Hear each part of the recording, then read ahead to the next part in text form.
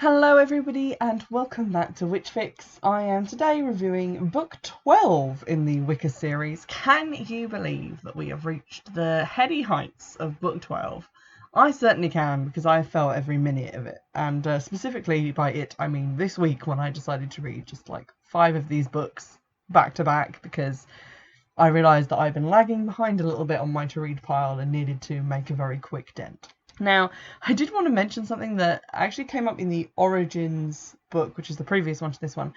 But in that book, a lot of sweeping happens. Every time Rose does like a circle, she has a broom and she sweeps the circle space outside to purify it, which I have no problem with. And she also says at one point, I think, like, sweep, sweep, sweep, because she's sweeping and narrating her actions. And I was literally reading that thinking, is that why the book series is called Sweep in America? Because this is the first time anyone has swept anything, and it was in book 11. And then I started to think maybe Origins had been the first book in the series originally, because it's the one like set quite far back in time. And maybe they just like moved it to book 11 when they came up with like the whole Morgan plot thing, and they were like, oh no, we'll reveal this later. I was really confused because, as I've said before, I have no idea why this series would be called Sweep, but apparently the only reference I can find to actual sweeping is in book 11. So if you were looking forward to that, then read book 11. I read this book mostly at home, but also while I was like trapped in my car for an hour waiting for a jumble sale to start. So I read it quite quickly, and I would have to say I was a little bit disappointed. I kind of knew that after the dizzying heights of reading Origins and having a new protagonist and it being slightly more interesting, that we were obviously going back to Morgan in this book, and I don't find her particularly interesting. And also I feel like her story has been going on for quite a while, and so I've had quite a long time to get bored of her. And I was kind of right, because this book did bore me a little bit. So Eclipse is again formatted differently to preceding books. We saw some format changes obviously in Seeker and the book Origins. This one follows on from that with a different format. It is in alternating chapters between Morgan's perspective and Alyssa's perspective. You might remember that Alyssa is that telekinetic girl who no one knew was telekinetic in the book Strife, and that I had kind of an issue with. So 2 books later, we are finally getting back to the Alyssa story and hopefully, you know, shedding some light on what the fuck was going on there. And in place of the longer diary entries from specific people at the beginning of each chapter, we now have a very short paragraph, sort of like a quote really, more than an actual like entry at the beginning of each chapter, all of them by different people. So you've got like Melissa Felton, California, 1996. You've got Doris Grafton, New York, 1972. Clyda Roxbull, Albertswith, Wales, 1964, and like back and back and back. So it starts very far back in the past, and then we come towards the present further we go through the book. I was quite happy to have chapters from Alyssa's perspective in this book, because she's slightly more interesting to me. I've kind of been trying to find some common ground with Morgan to like her, because I kind of feel like she was meant to be the everyman, the Bella Swan of the series who teenage girls can identify with, and therefore she wasn't ever going to be a particularly standout character, because her purpose is to be characterless so that the reader can like impose their own personality over her. But I kind of vibed a lot more with Alyssa, because she's a half witch and she has kind of like a not idyllic home life, in that her dad is getting remarried and his wife is quite young and she's pregnant, and there's a lot of tension in the family home. Morgan, I feel like, was told that she was special from book 1, whereas Alyssa isn't that I'm the special one protagonist. She's very kind of normal and average, and she's only just found out quite late in the game that she actually has powers, which I'll get into in a moment. The actual plot of Eclipse focuses on the Dark Wave coming to Widow's Vale. Now, of course, the Dark Wave was already meant to come to Widow's Vale to wipe out Starlocket, but Starlocket got kind of a stay of execution a couple of books ago. So now the Dark Wave is coming for Kithic, which is Morgan's coven, and it's coming for, you know, her family, all the other blood witches in the coven. It's basically going to kill everyone she knows and loves, which is obviously a big deal. Unfortunately, I didn't really feel like it was a big deal, because for all that the Dark Wave has been talked about a lot in the series, I still don't really have a clear idea of what it is or how it works. In the first books, we were kind of introduced to it as the thing that had destroyed Morgan's birth parents' coven, and I sort of thought that that was maybe an isolated incident. But then we find out that it's something that's been loosed on quite a lot of witches, and it's controlled by the Woodbane Coven Amaranth, and maybe various other Woodbanes as well. And in the first book, it's kind of talked about, or I don't know if it is in the first book, but at the beginning of the series, it's talked about as this thing that swept through the village, it killed everybody and left that village a ghost town. But then it's also talked about as being like a horde of demons, and also being a wave of dark energy. I wasn't really sure how to like picture it in my head, for starters, and also I wasn't really sure how it was done, because it seems previously that it's kind of a blunt instrument. You know, they took out this entire village with it, but in this one it seems to be particularly aimed at Morgan and the other blood witches and their families. There's also symptoms to it now, so if the dark wave is coming for you, you apparently feel sick and things start to die around you, like plants and things, which I don't know if that's been mentioned before, but it didn't ring a bell with me. So I had kind of a problem with the core concept of this book, being that I didn't really understand what the dark wave was, even though people keep trying to tell me what it is, but it seems like what they say varies from book to book.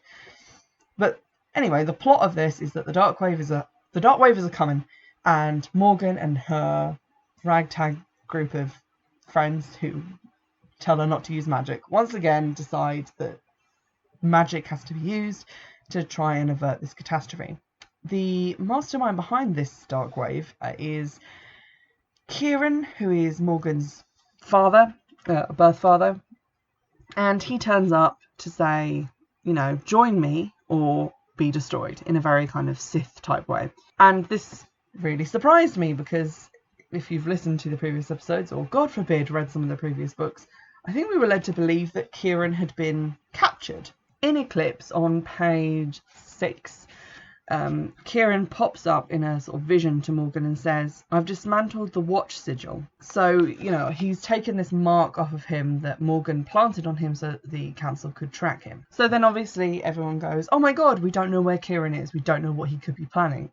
Which would be fine if back in everyone's favourite book in the series, book 9, Strife, we hadn't been told that he'd actually been arrested, or I thought we'd been told that. So I went back to that book to try and find the section that I'd apparently misread.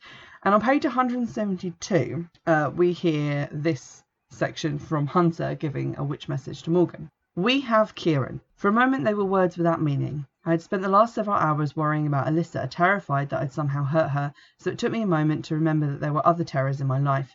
Then images came into my mind, images of my birth father being bound by the brae, of him crying out in pain, and I knew that Hunter was telling me that Kieran had been apprehended by the council. 1,000 emotions rained down on me, relief first, but then anger and pity and fear, and other feelings that I couldn't even identify. Kieran's dark magic frightened and revolted me, but he was my father, the closest blood relative I had ever known. And when I remembered what I knew of witches who had had their powers stripped, David Redstone, who had suffered horribly, or even how awful I felt when my own powers were reigned, I felt a horrible dread in the pit of my stomach. My father, my evil father, captured and utterly changed. He will be stripped of his magic soon, Hunter's voice said in my mind. First he must stand trial, but Morgan, apparently he had a few things in his possession that led the council to conclude that he definitely was targeting you for attacks. So that's page 172 of Strife. They definitely say that they have Kieran, that he has been captured, and that he will be stripped soon. So I was wondering, like, what does it mean that he's taken the watch sigil off of him? Because that's how they tracked him to catch him. But they've caught him. So him dismantling it and getting it off him means that, okay, can't find him, but we haven't never been told that he escaped. It seems like Eclipse is telling us that the council were maybe watching him, maybe tracking him, but now they can't do that anymore, so they don't know where he's gone. Whereas previously we were told that he was in custody. So I don't know if that's a plot hole or if I'm just not reading this in the way that the author intended it to be written, but it is very confusing to me, and that kind of ruined the rest of the book for me, because the whole time I was sitting there thinking, but this isn't what happened. This is based on a change to the established like canon of the series. This is inconsistent and it's annoying me. So that was predictably quite annoying to me, and to be honest, from that point on I didn't really have much time for Morgan's storyline about the whole dark wave thing, because one, it felt like it was based on stuff that didn't match up with what I'd previously been told in other books. Two, I didn't really understand what the dark wave was about to begin with. I couldn't really picture it in my head. And three, I mean, come on, it's not like we ever thought that they were actually going to get obliterated by the dark wave, because it's a teen fiction series and there's still more books left to go. It's not going to actually come and kill anyone, so my sense of danger there was quite limited. However, moving over to Alyssa's storyline, I did actually enjoy that a bit more, so I'm going to talk about that. Alyssa, as we know from reading everyone's favourite book in the series, Book 9, Strife, has some powers that she has apparently inherited from her birth mother. I say birth mother. Her birth mother is the person that she knew as her mum, but she died when she was very young, so there we go. Her mother apparently had these telekinetic abilities that she couldn't control, very much like Carrie. Her mum was also a blood witch, a Rowan wand, who are basically the Ravenclaws of the series. They like books, a big huggy bunch. So her mum bound her powers after nearly killing her brother Sam, and then apparently was disowned by her family for, not being a witch basically anymore. So she moved away, she married Alyssa's dad, had Alyssa, and then tragically died.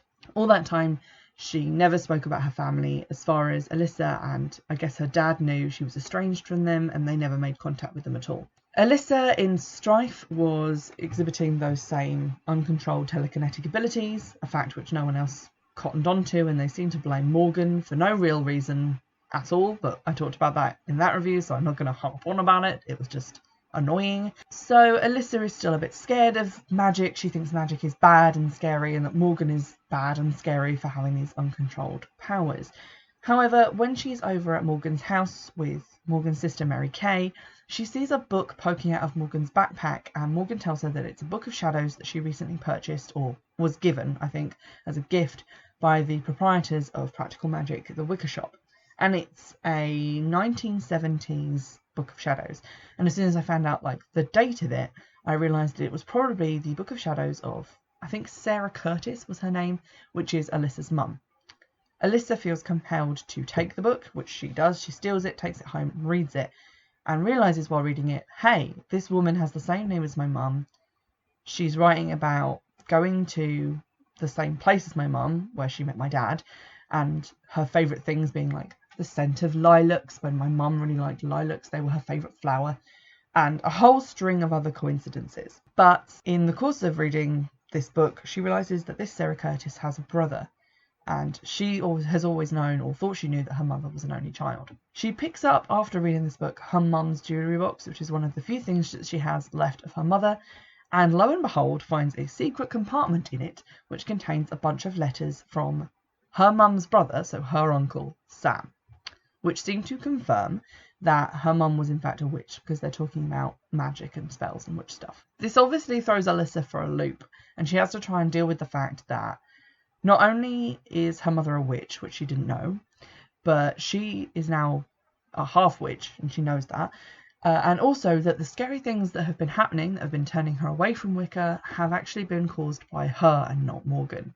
Finally, someone realised this. Although, to be fair, she doesn't exactly go rushing to tell the other characters about it, so that's also kind of annoying. I thought it was quite interesting reading about Alyssa recently discovering her powers, because it felt like way back at the beginning of the Wicca series when we were getting these interesting little discoveries about Morgan's family, but it felt newer and fresher because obviously it was happening to a new character. It was about new stuff, not the same old gubbins about dark waves and woodbanes, so it was a little bit more interesting to me.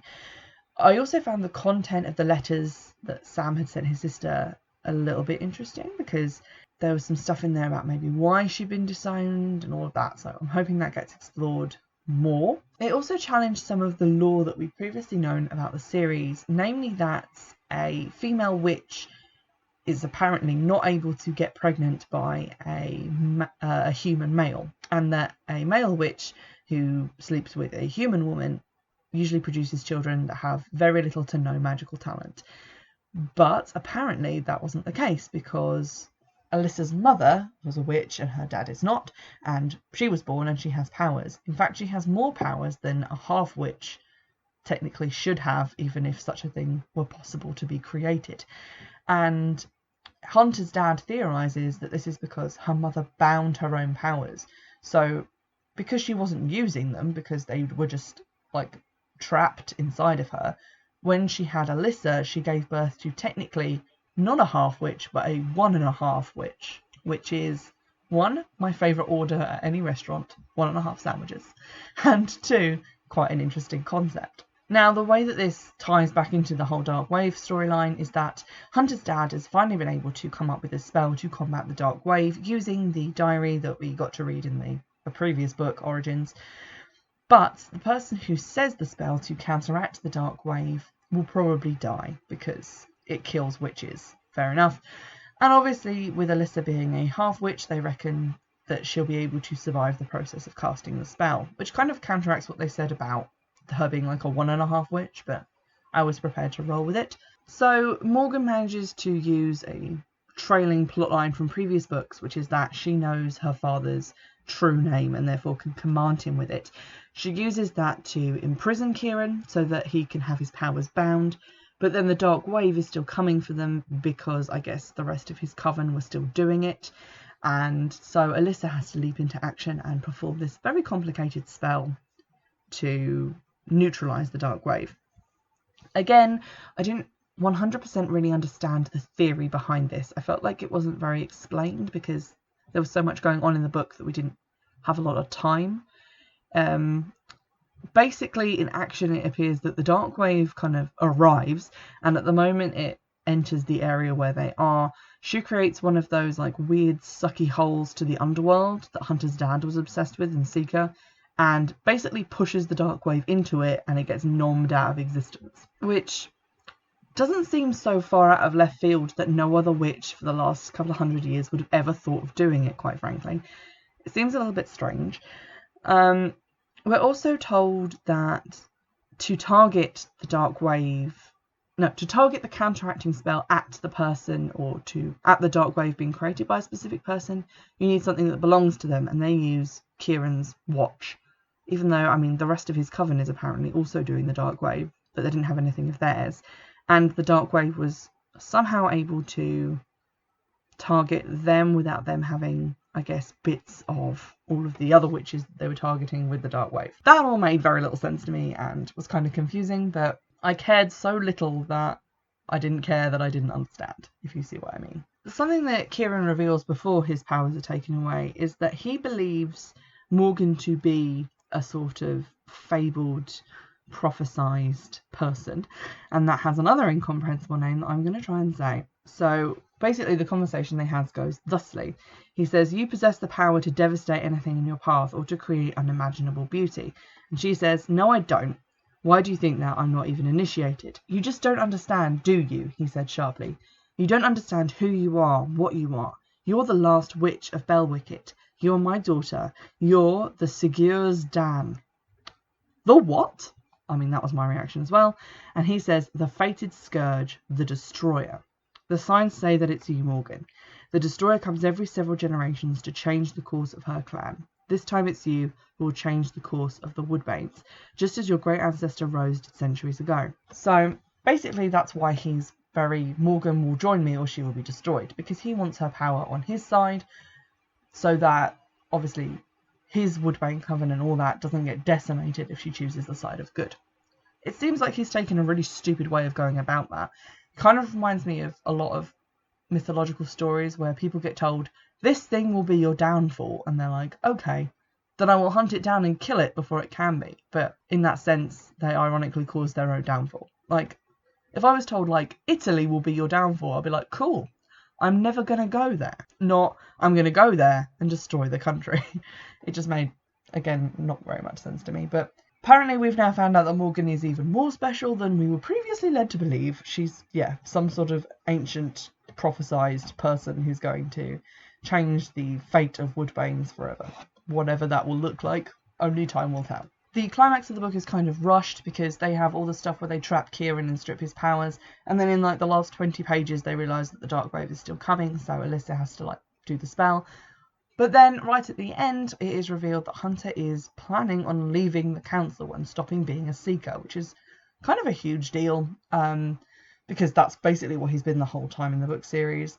And I think it will maybe bring things with the council to a head, because I'm not entirely sure if we're meant to think that Kieran wasn't captured by the council, or maybe if he was and escaped and they just didn't tell Hunter. But if that is the case, then he has justifiable reason to be pissed. So it'll be interesting to see what happens in the next book. The next book is called Reckoning, and appears to be, from what I can see of the blurb, which is again not very long, about Alyssa, and potentially about Alyssa confronting her mother's family and maybe that causing some issues. So I'm excited to get into that one. It is the first of the last 3 books, because it's the 13th. The last 2 are on order, and I plan to read those soon, so we'll soon be done with the Wicca series, guys. And I'm looking for some new recommendations on other Teen Witch series, so drop me a line on Twitter if you have any recommendations. And in the meantime, also let me know if you have read any of these books, if you have a reason why they might be called Sweep, because I'm struggling, and if you have any information as to whether Kieran was actually arrested or not, because I'm still confused about that. I hope you've enjoyed this episode, and in the meantime, I'll see you in the next one. Bye!